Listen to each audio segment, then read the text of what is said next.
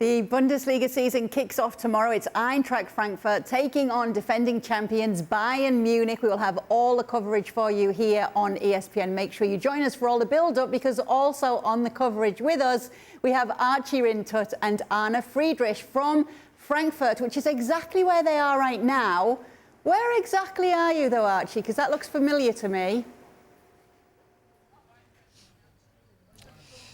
You might recognise it, Kay, from Eintracht Frankfurt's Europa League winning celebrations in the summer, when there were thousands of people standing where Anna and I are now, and red flares. I was on a balcony filming it. It was one of the most surreal experiences, and it's part of why, Anna, they are the most exciting team to be supporting in German football right now. Do you agree with that? Absolutely. I really like the fans of Frankfurt. They're amazing. Frankfurt won a fantastic title last year. I mean, the last team who won the EuroLeague was in 1997. It's been a while. Frankfurt did a fantastic job, and I think they earned it to be here.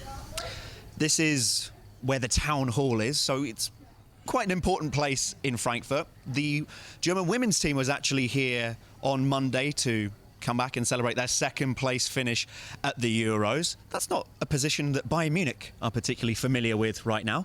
Their 10th consecutive Bundesliga title last season, and a bit of a stern test for Eintracht to open up with this time. How do you see Bayern right now? What did you make of their performance against RB Leipzig in the Super Cup last week?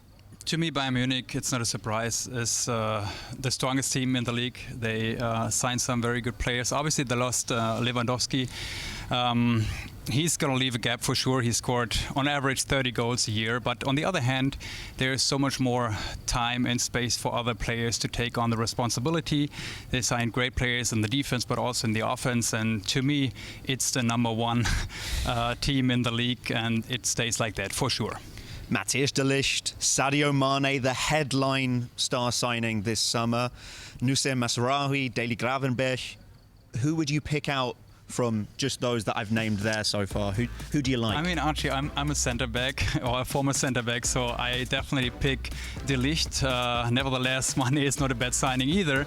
But to me, the really important thing for Bayern Munich is to stabilize the defense. They were lacking kind of a leader in the back after Boateng and Alaba leaving, and to me, it's still a search for the final piece of the puzzle, and to me, de Ligt is the perfect person to come in. He's still young, he's a leader, despite of his young age. He played with the best centre-backs in the world in Juventus, and now he can bring in all the experiences that he's made to strengthen Bayern Munich.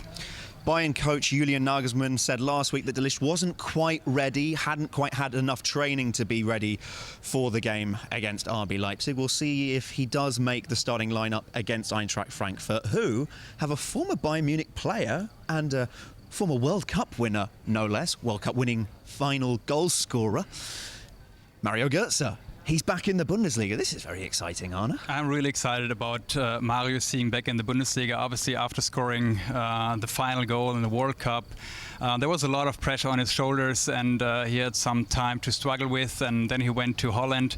I think it was a very smart move for him to just like get off the attention, to just like rehabilitate. And to me, honestly, when I looked at the game, he looked very lean, he looked very fit as well, and to me, he's definitely a fantastic signing for Frankfurt, and he's a player who's always trying to get into the pockets between the defensive line and the midfield, and he's going to be very, very important for Frankfurt this season.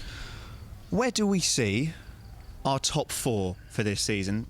Because I think we both have Eintracht Frankfurt in the mix. Where are you placing them, and what's your final top 4? Tell us more. So Frankfurt, I would put Frankfurt on #5, just like because they play Champions League and they have to cover a lot of games, which is not easy for teams who just like start to play in the Champions League for the first time or after a while. Bayern Munich is #1, I mentioned it earlier, so there's no doubt about that. Then to me, it's Borussia Dortmund. Even though they lost Haaland, they did some really, really good signings too, and there's a lot of euphoria. There's Edin Terzic, the new coach, and he wants to bring back the fans and wants to connect the fans with the team. #3 to me is Leipzig. They were able to keep the squad and also did some good signings with Raum and also Schlager. And Kunku stays, which is pretty important. four probably, in my eyes, is Leverkusen. Always talented, but they lack the final punch, I would call it this way. So the winner mentality. And Frankfurt, to me, is a fantastic team. And I think if they would not play Champions League, they would be probably in the top four. One of my favourite quotes of pre-season, Kay, actually came at the weekend when David Raum, moved from Hoffenheim to RB Leipzig, said that he thought in the Bundesliga transfer window he had been the most important signing. Not short of confidence is David Raum, it's fair to say. I think that Dortmund are lacking a little bit in the fullback areas. They wanted to sign David Raum. Maybe he would have helped them. I think he would have in a certain aspect. But I have Frankfurt above Leverkusen. We saw Leverkusen wobbling.